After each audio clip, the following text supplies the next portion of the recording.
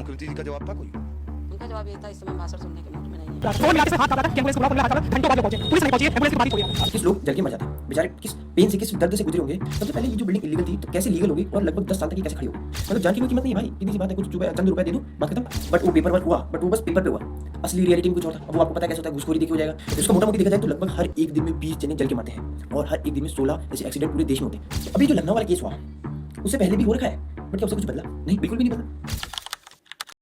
आप जो एक रास्ते पे जा रहे हो, ठीक है, अब वहाँ कुछ खड्डा आ जाए, कहीं आप ठोकर खा जाओ, कुछ भी आ जाए जहाँ पे आपको पता चल जाए नहीं इधर खतरा है, तो क्या जब आप वापस उस रास्ते पे जाओगे तो आपको क्या पता नहीं चलेगा कि एकदम दिमाग में आएगा नहीं कि यार उस समय खतरा था, क्या पता अभी भी खतरा हो, या फिर एक सावधानी तौर से आपके दिमाग में रहेगी ना।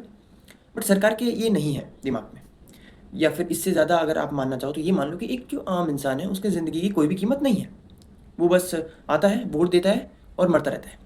भले ही कहीं खड्डे में जाके गिर जाए, कहीं जल के मर जाए, कोई ब्रिज टूट जाए उसके नीचे आके दब जाए, या फिर कोई बिल्डिंग में आग लग जाए, ये तमाम सारी चीज़ें होती रहती हैं। बार बार इंसान मरते रहता है और कुछ भी नहीं चेंज होता है सिस्टम में। मैं ऐसा क्यों बोल रहा हूँ कि सरकार की नज़र में आपकी कोई अहमियत, आपकी कोई कीमत, एक आम इंसान की जान की कोई कीमत नहीं है। आइए डेटा के साथ जानते हैं और समझते हैं। बात है इसी महीने की 3 तारीख को, 3 जून को, ठीक है। आपको पता ही होगा दिल्ली में एक होटल में आग लग जाती है, 21 लोग जल के मर जाते हैं। और ये बात तो देखो नॉर्मल है, सबको पता है कि भाई जल के मर जाते हैं, कोई बात नहीं, एक बार इसको ले लेते कि चलो ठीक हो गया। बट आपको ये नहीं लगता कि जब एक बार ऐसा हादसा हो गया कि भाई किसी कारण से आग लगी हो और फिर वो बच के नहीं निकल पाए, आग लगना बड़ी बात नहीं है। बड़ी बात यह है कि आग लगने के बाद के टाइम पे एम्बुलेंस और फायर ब्रिगेड आई, क्या आग लगने के बाद लोगों को इतना पता था कि कहाँ से निकलना क्या नहीं निकलना, क्या आग लगने के बाद में सेफ्टी मेजर्स जो भी होते हैं वो क्या वहाँ पे अवेलेबल थे या फिर नहीं थे, ये सारी चीज़ें ज़्यादा इंपॉर्टेंट होती है। बट इनमें से कुछ भी नहीं था। सबसे पहले आग किन कारणों से लगती है? इलीगल कंस्ट्रक्शन हो गया, किसी पे एनओसी आया बट वो पेपर वर्क हुआ, बट वो बस पेपर पे हुआ, असली रियलिटी में कुछ और था। अब वो आपको पता है कैसे होता है, घूसखोरी देखी हो जाएगा, या फिर पैसे खिला दिए किसी सरकारी कर्मचारी को। ऐसे करके आराम से इस सिस्टम में बहुत जगह है, आप आराम से ये काम कर सकते हो, उसमें आपको ऐसे चौंकने वाली बात नहीं है। तो अभी जो लखनऊ वाला केस हुआ उससे पहले भी हो रखा है, बट क्या उससे कुछ बदला? नहीं, बिल्कुल भी नहीं बदला। क्या हुआ वो सब जानते हैं। सबसे पहले पूरी कहानी को आइए बैठिए मैं आपको बताता हूँ।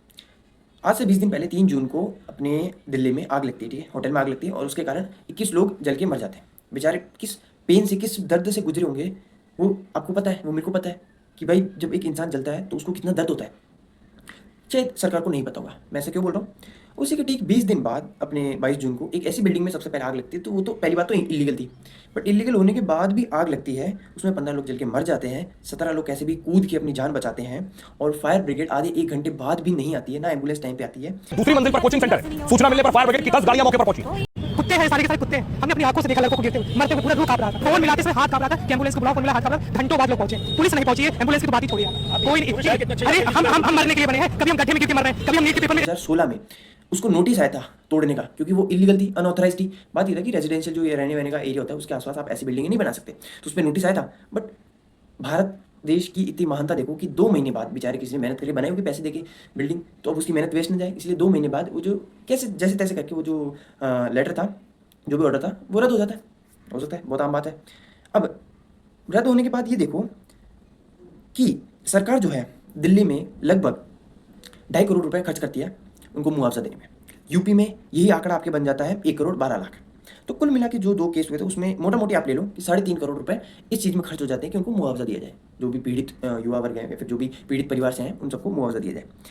अब मेरे को ये बताओ, ये जो 3.5 करोड़ रुपए, ये जो कुछ चंद लाख रुपए की कीमत आपने लोगों की अदा की है, यही रुपए अगर आप इन हादसा होने से पहले अगर कहीं लगा देते, कहीं ये चेक कर लेते कि भाई बिल्डिंग में कुछ गलत काम तो नहीं होगा, अनऑथराइज कंस्ट्रक्शन तो नहीं है, इलीगल तो नहीं है, किसी में फायर एग्जिस्ट है नहीं है, किसी में आग की सुविधा है नहीं है, फायर ब्रिगेडियर्स जो फायर ब्रिगेड होती है वो आसपास एरिया में सही समय तक पहुँच सकती है, फिर नहीं पहुँच सकती, अगर नहीं पहुँच सकती तो दूसरे फायर डिपार्टमेंट बनाया जाए, नया ऑफिस खोला जाए। बट ये सारी चीज़ें तो सरकार नहीं करेगी। अब क्यों नहीं करेगी उसका मैं एक और आंकड़ा देता हूँ आपको। चलते हैं 2024 में, क्योंकि 25 का भी डेटा नहीं मेरे पास, 24 का डेटा मिला है।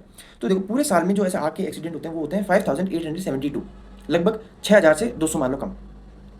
अब वहीं जो इसमें मौतें होती है वो कितनी होती है? 7470, लगभग 7500 मौतें होती है। तो उसका मोटा मोटी देखा जाए तो लगभग हर एक दिन में 20 जने जल के मरते हैं और हर एक दिन में 16 ऐसे एक्सीडेंट पूरे देश में होते हैं। तो मतलब पूरा लगभग 4 परिवार एक दिन में गायब हो रहा है, जल के मर रहा है। तो ये क्या इतनी बड़ी बात नहीं है क्या? और ये अभी हाल ही के 2024 के आंकड़े हैं। 2024 में यूपी में, दिल्ली में और इन सब में जहाँ पे भी थी, कौन सी सरकार थी? यही सरकार थी।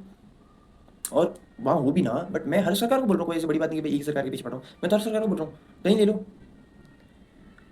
तो अब इसका क्या है, इसका सोल्यूशन क्या है? क्योंकि भाई इसके जिम्मेदार कौन है पहले तो ये बताओ। इसके जिम्मेदार शायद आप, मैं, सरकार, आसपास के कर्मचारी, सरकारी कर्मचारी, ये सब है, ये पूरा सिस्टम है जिम्मेदार। क्यों है?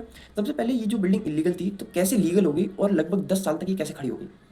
दूसरी बात, ये जो फायर के जो भी इंसिडेंट होते हैं इनमें आप ये देखोगे कि आग लगना बड़ी बात नहीं है, बट लोगों को पता ही नहीं है कि आग लगने के समय क्या करना है, कौन सा फायर एग्जिट है, कहाँ से निकलना है जब आग लग जाए, और आग लगने के बाद एम्बुलेंस, फायर ब्रिगेड टाइम पर क्यों नहीं आती है।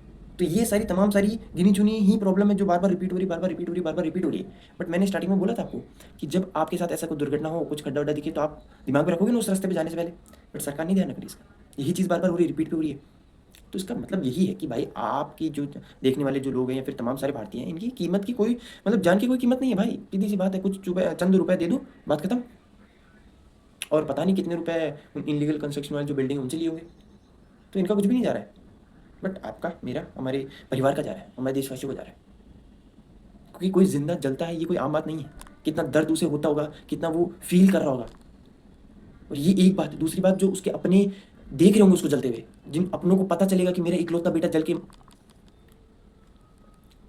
देख लो। क्या मेरे को ये बताओ, जो देश हित की सरकार होगी, जो नॉर्मल सरकार होगी, क्या उसको ये पता नहीं होगा? क्या उसको ये पता नहीं होगा कितनी मौतें होती है? क्या उनको पता नहीं होगा कि देश में बिल्डिंगें कैसी बन रखी है, क्या सारे इंस्टीट्यूशन, क्या सब है?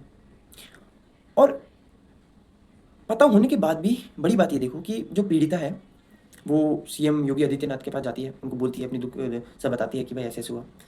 तो अपने मंत्री जी क्या बोलते हैं कि अभी हम भाषण सुनने के मूड में नहीं है। हम लोग प्रो बीजेपी सपोर्टर हैं, बलरामपुर से हैं। हम आपको जितना सपोर्ट करते हैं, नहीं बिल्कुल। तो मुख्यमंत्री जी का जवाब था कोई? उनका जवाब यही था, इस समय हम भाषण सुनने के मूड में नहीं है। तो मतलब ये लैंग्वेज है, आपको कोई अपना दुख दर्द बता रहा है और आप उनको बोले भाषण मत सुनाओ। अरे भाई, आपको उन्होंने चुना है देश की सेवा करने के लिए, अपने लोगों की सेवा करने के लिए, और आप ये बोल रहे हो। मतलब वो अपने दुख दर्द भी नहीं बताएंगे। वो क्या मतलब, वो जो हादसा हुआ, वो जो उनके परिवार का जो सदस्य गया, वो किसकी गलती से गया? सिस्टम की गलती से गया ना। तो सिस्टम को क्या बोलेंगे नहीं वो? क्या आपको बोलेंगे नहीं वो? और बड़ी बात ये है कि मतलब वो जो है खुद शख्स, वो बोल रहे कि हम बीजेपी के बहुत भक्त हैं, हम बीजेपी को सपोर्ट करते हैं, हम बहुत अच्छी तरह से बीजेपी को ही प्रो सपोर्टर ऐसे मान लो कुल मिला के। तो ये तो उनके मुंह पे चमाटा हो गया कि देख लो भाई, जिसको आप सपोर्ट करते हो, कल को आप ही के घर में जब समस्या आई सरकार की वजह से, तो आपको क्या जवाब मिला कि भाषण मत सुनो। चलो अच्छी बात है, बहुत अच्छी बात है। उनको पता तो चला कम से कम कि किनको उन्होंने चुन के भेजा है। बट बड़ी बात ये कि उनको जो कीमत अदा करनी पड़ी ये सच्चाई जानने से पहले, वो बहुत भारी थी। और वो कीमत काश आप अदा ना करें, आपको सच जानने से पहले, उससे पहले ही आपको पता चल जाए, वरना फिर इनकी तरह आपके परिवार में भी कोई सदस्य उस कीमत का भागीदार हो जाएगा। अब ये एक ही महीने में 2 बड़े हादसे हो गए, और देखते हैं सरकार इस पे क्या नियम कदम उठाती है। देखते हैं, ठीक है। क्या करेंगे, एक ही स्क्रिप्ट है कुछ कामों की, वो देख मैं आपको बताता हूँ। पहले कमेटी बनाएंगे 2-4 लोगों की। दूसरा, सस्पेंड कर देंगे जो भी अफेक्ट थे, जो भी इलीगल जिसने कंस्ट्रक्शन किया उसको पकड़ लेंगे, और कुछ समय बाद लोग इस चीज़ को भूल जाएंगे। और फिर इसके बाद एक नया हादसा होगा, देश के इस कोने में हुआ है, अगली बार कहीं किसी और कोने में होगा, फिर सरकार एक दूसरे को ब्लेम देती रहेगी। बट कोई भी इसको जड़ से मिटाना नहीं चाहता कि कोई ये सवाल नहीं करेगा पहले तो आग लगी क्यों, लोगों को रास्ता क्यों नहीं मिला, आग लगने के बाद फायर ब्रिगेड क्यों नहीं आई, और जब ये इलीगल थी तो ये कैसे बनी, ये सिस्टम ने इसको अलाउ कैसे कर दिया, मेरे को ये बताओ। ये सारी तमाम सारी चीज़ें हर बार ही हो रही है भाई, ऐसी कोई बात नहीं है। 25-25 साल पुरानी केसेस पड़े हैं अभी भी, और ऐसे हो रहे। बोल दिया ना, हर दिन 20 लोग मर रहे हैं जल के। बाकी तो पता नहीं रोड एक्सीडेंट वो सब में तो पता नहीं कितने हो रहे हैं, बट इसमें इतने हो रहे हैं। देख लो देश का क्या हाल है और आपके चुनिंदा नेता कैसे क्या काम कर रहे हैं। बाकी जय हिंद।